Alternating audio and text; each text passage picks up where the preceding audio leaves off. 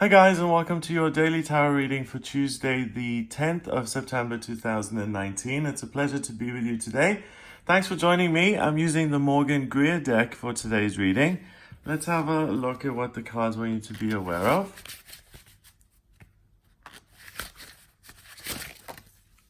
Okay. Page of Cups wants to say something.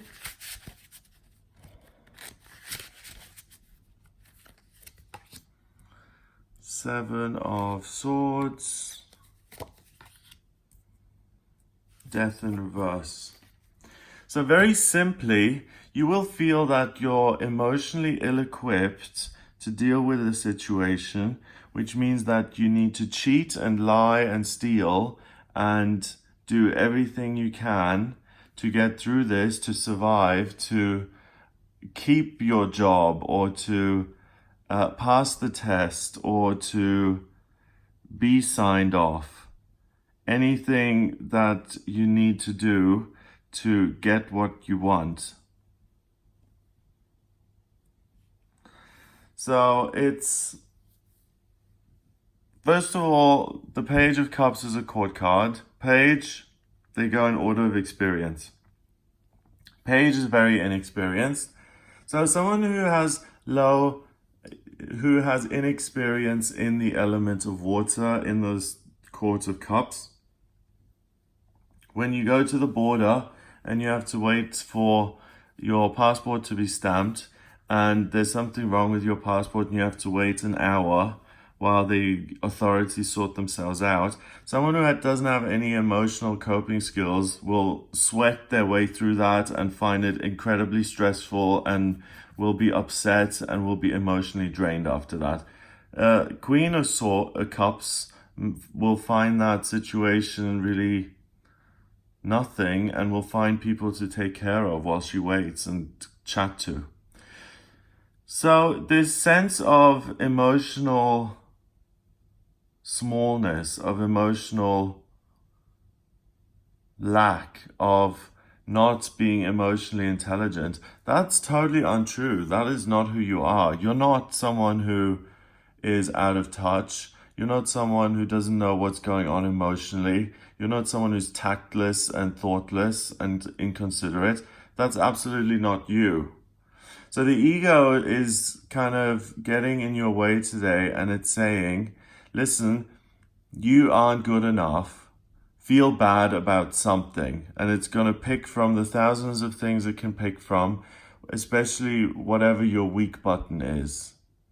So my weak button is rejection, okay? So if the ego wants me to feel bad about myself, it'll set up a circumstance where I'm rejected by someone, and that will totally throw me off kilter emotionally and I won't be able to cope, which then leads me into a situation of, well, if people are mean to me, then I might as well be mean back, and I might as well steal these swords here on my way out because they are such bad party guests. Screw them. The Seven of Swords is about stealing. It's about theft. It's about emotional theft. You know, stealing someone's time and energy. It's about copyright infringement. It's about plagiarism, repeating other people's words and using them as your own. It's getting yourself to the number one position by whatever means necessary. So doping, Tour de France, that's necessary to win. Fine. We don't care about the ethical or moral implications. We're going to take the drugs to enhance our performance, and that way we're going to win. It's a yellow card though, so it's about personal happiness. He's doing what he thinks he needs to do for personal happiness. So the ego is presenting you with this picture of you are not good enough. So you need to do something that harms someone else, that gets you to this level of being amazing. And that is going to allow you to build a new life. So the reaction to that is, oh my God, well, if I miss this opportunity, I'm going to fail. I'm going to be nothing. I'm going to be I'm going to be forgotten and lost in obscurity. Those kind of moments, those are 100% ego moments, because the ego gives you guidance, and if you don't do it, and if you don't follow it, it always makes you feel like you've missed out on something. Whereas the promise that the ego makes today is totally not going to be delivered. In fact, what's going to be delivered is heartache and pain. So the promise the ego makes is you're not good enough emotionally, so it's okay for you to take from other people. And it's okay for you to be a taker. And it's okay to have a life where you take from other people, and that's okay because you're not good enough. So it's fine for you to take security and joy and whatever else it is you need from others. But it means that you're setting yourself up to have relationships where you're taking, and you're not giving anything. And other people aren't stupid. They pick up on that and they say, I've got this friend or this boyfriend in my life, and emotionally, he doesn't feel very secure. He doesn't feel like he's on the level of all the other, I don't know, employees as writers at the BBC. So he drinks excessively to make up for his sense of inadequacy. And that can be your life. What we have to get to the root cause of, really, is this Page of Cups. Because you're not emotionally challenged. You're not emotionally out of touch. You're an emotional expert, okay? So because you can rely on your connection with spirit, because of that, you're able to realize that you're a perfect child of the universe, and that gives you an inner sense of being anchored and being fulfilled. Okay? So, because of that, you have no need to steal. It's like Bill Gates going into a shopping center and stealing a Rolex watch. There's absolutely no need for it. He could buy 1 million Rolex watches if he wanted. There's no need to steal. So that is turned around as well.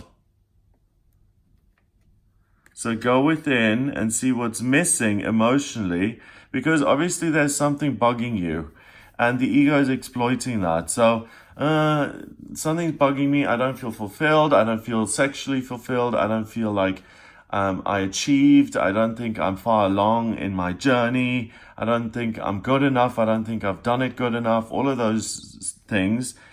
That's really the problem here today. And that's what you need to tackle, and go within and realize that you're doing your best. You're doing as good as you can. You're doing the best you can with what you care about and what you're given. And because you're doing your best, you're going to be supported by others, and the hard times are going to be over. So if you listen to the ego, you're creating a life that is full of hard times. If you don't listen to the ego and you say, actually, I'm not an emotional nothing. I have a great relationship with my inner child. I listen to my gut. I have guides and angels I work with. I know who I am. Immediately, that just is such a weight off your shoulders. I know who I am, and I know what I'm doing in life. You can tell me everything you want. You can make promises that I'm going to be king of the world. I know who I am. And because of that, the ego isn't going to force you into taking some sort of desperate, dreadful action to make up for that faulty sense of lack and faulty sense of having no value. So you don't behave badly. Instead, you go within and you really understand what it means to make real connections, and the kind of friendships where you're there for another when the chips are down. You know, the type of relationship that's there when you are suffering. So maybe if something is off, instead of stealing from other people, you pick up the phone and you say, hey, do you know what? I'm really struggling to complete this, or I feel overwhelmed by this situation. I don't know how I'm going to compete with all these other guys. They're all so much better than me. I'm out of my depth. Then you speak to someone else. They remind you that you're this amazing person. Then you remember that for yourself, and you realize that you can overcome the tough times because you're a what? A spiritual being having a human experience. And that's the kind of life that you can then build for yourself. So today is very important in setting a precedent in terms of how you're going to live your life in future. You can live one where you're inadequate and you steal to make up for it, or you can live a life where you feel completely adequate, and when something overwhelms you, you reach out for help, you get that help, you implement it, and you transcend and overcome genuine problems with integrity and authenticity, and with your pride and your connection to the higher realms intact. And each time you do this, in fact, you strengthen your connection to the higher realms because you're engaging in a dialogue. 4 and 1 is 5, and 1 is 6, and 5 is 11, and 8 is 19.